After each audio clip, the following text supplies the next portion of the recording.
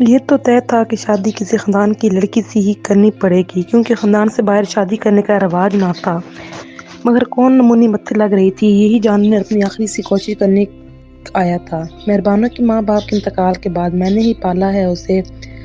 وہ بہت مانوس ہے مجھ سے، مجھے اماں کہتی ہے معلوم نہیں اگلے گھر جا کر بن ماں باپ کی بچی کو پیار ملے نہ ملے، اس لیے ہم نے یہ فیصلہ کیا ہے گھر کی بچی گھر میں رہ جائے تو اچھا ہے۔ اماں نے بہت تفصیل سے بتایا۔ مہربانوں امی، یہ میری زندگی ہے، کوئی دارالامان نہیں کہ جو یتیم مسکین اور بے آسرا ہو اسے میری زندگی میں دھکیل دیا جائے۔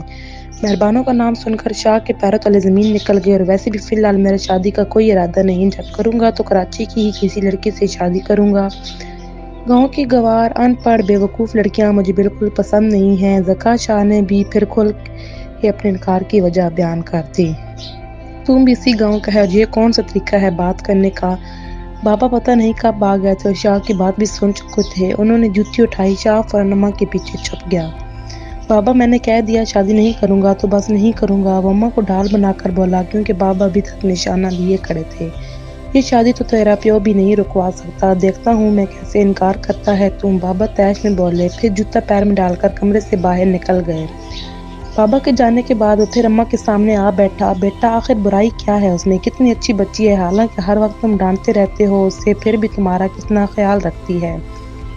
اماں نے پیار سے اسے سمجھانے کی کوشش کی، بس مجھے وہ پسند نہیں ہے، 8 جماعتیں پاس، عقل سے بالکل پیدل، اوٹ پٹانگ بچکانہ حرکتیں کرنے والی۔ شاہ کی زبان چلتی ہی جا رہی تھی۔ اس سے پہلے کہ مہربانوں کی مزید خوبیاں گنواتا، اماں بابا والے لہجے میں فوراً بول پڑی، میری جوتی کہاں ہے، ابھی تو یہیں پڑی تھی۔ انہوں نے ادھر ادھر دیکھا اور ان کی بات کا مطلب سمجھ کر شاہ کو فوراً وہاں سے بھاگنے کی بنی، اور بس ایک لمحہ لگا تھا شاہ کو فیصلہ کرنے میں۔ مہرو اگر شاہ کی بننا چاہتی ہے تو پھر ٹھیک ہے، یہی صحیح، شاہ بڑبڑایا۔ وہاں سب سے زیادہ تو تیری یاد آئے گی نوری، حویلی میں ہوتی ہو تو یہاں شاہ نہیں ہوتا، مگر اس کی خوشبو اور اس کی یادیں تو ہوتی ہیں، وہاں تو تیری پرچھائیں تک پڑی نہیں کبھی۔ نور بانو سے گلے ملتے ہوئے مہربانوں کی آنکھیں بھیگ گئیں، وہ ایسی ہی تھی، نہ رونے والی بات پر رو دینے والی، نہ ہنسنے والی بات پر کہکا لگا دینے والی۔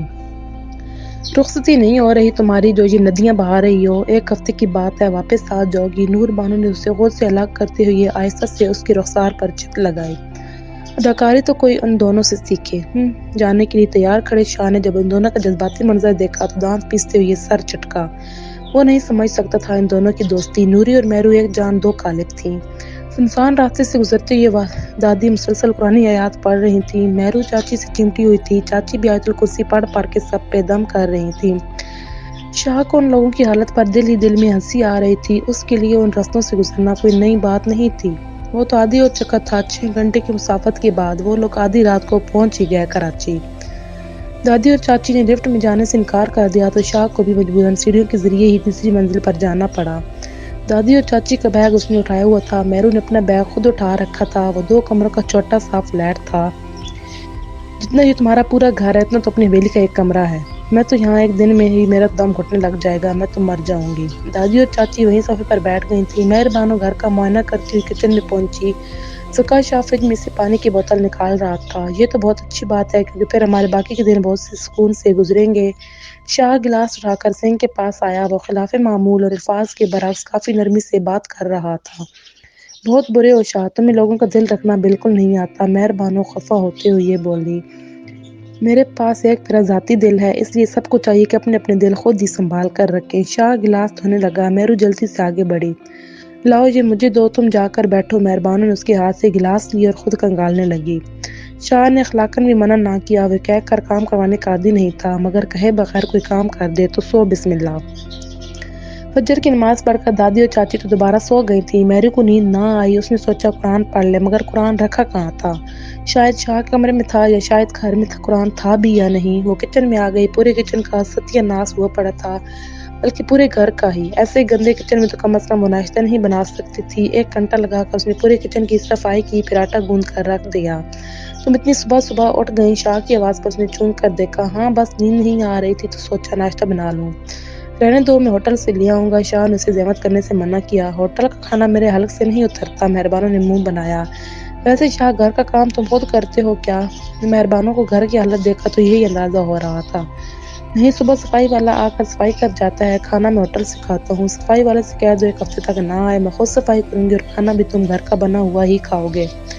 مہر بانو نے چولہا جلا کر اس پہ توا رکھا۔ نور بانو سے بات کرو گی؟ ان سارے احسانوں کے بدلے میں شاہ کو بھی ایک احسان کرنے کا خیال آیا۔ مہر بانو فوراً خوش ہو گئی۔ شاہ حیرت سے اسے دیکھ رہا تھا جیسے کوئی غریب کمسن بچہ اپنا من پسند مہنگا کھلونا مل جانے پر خوش ہوتا ہے۔ مہرو بھی بالکل ویسا ہی خوش ہو رہی تھی۔ شاہ نے نور بانو کا نمبر ڈائل کر کے اسے دیا اور خود اپنے کمرے میں چلا گیا۔ کیسی ہو مہرو؟ دل لگ گیا وہاں؟ نور بانو فوراً بولی جیسے وہ بھی مہرو سے بات کرنے کے لیے بے چین تھی۔ ابھی کہاں دل لگا، رات ہی تو پہنچے ہیں، اس شہر میں سب کچھ ہے نوری، بس ایک تو ہی نہیں ہے۔ مہر بانو اداس سی ہو گئی۔ اچھا ایسے اداس تو مت ہو، نور بانو نے اسے سمجھایا تو مہرو پر جوش ہو کر اسے بتانے لگی، تجھے پتہ ہے نوری یہاں آدھی رات کو بھی اتنی رونق تھی اور اپنے گاؤں میں تو 10 بجے ہی قبرستان جیسا سناٹا ہو جاتا ہے، اور یہ فلیٹ اوف جتنا ہماری حویلی کا ایک کمرہ ہے اتنا تو پورا یہ فلیٹ ہے، مجھے تو اپنا دم گھٹتا محسوس ہوتا ہے، پتہ نہیں شاہ یہاں کیسے رہ رہا ہے 3 سالوں سے۔ اور ہاں سب سے بڑی بات، مہرو سانس لینے کے لیے رکی۔ شاہ بالکل بدل گیا ہے نوری، اب وہ بالکل بھی وہ سوئی شاہ نہیں رہا، مجھ سے بھی نرمی سے بات کر رہا تھا، ایک دفعہ بھی نہیں ڈانٹا۔ اور شاہ سے بات کروانا مہرو؟ نور بانو نے اس کی بات کاٹی۔ مہر بانو کے چہرے کی مسکراہٹ سمٹی اور آنکھوں میں حیرت امڑ آئی، مگر اس نے پوچھا نہیں کہ وہ بات کیوں کرنا چاہتی ہے۔ نوری نے تم سے کچھ بات کرنی ہے؟ مہرو نے شاہ کے کمرے کے دروازے پر دستک دی۔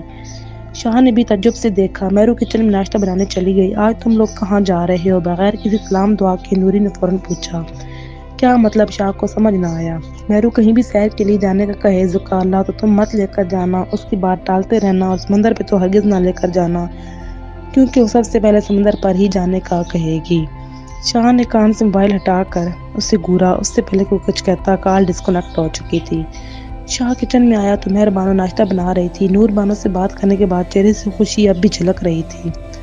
میں یہ سوچ رہا تھا مہرو کہ کل سے تو تم لوگ خریداری شروع کرو گے، تو کیوں نہ آج ہم سب کہیں سیر کو چلیں، سمندر پر چلیں؟ مہرو پرجوش ہوئی۔ ہاں ٹھیک ہے، تم جا کر دادی اور چاچی کو بتا دو، ان سے کہو ناشتہ تیار کر کے تیار ہو جائیں۔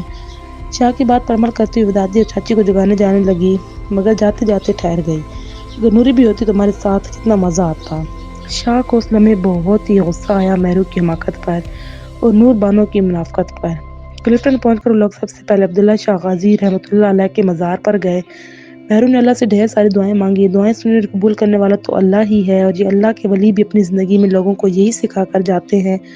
ان کی اس دنیا سے چلے جانے کے بعد لوگ شرک میں پڑ جاتے ہیں، بجائے ان کو وسیلہ بنانے کے انہی سے مانگنا شروع کر دیتے ہیں۔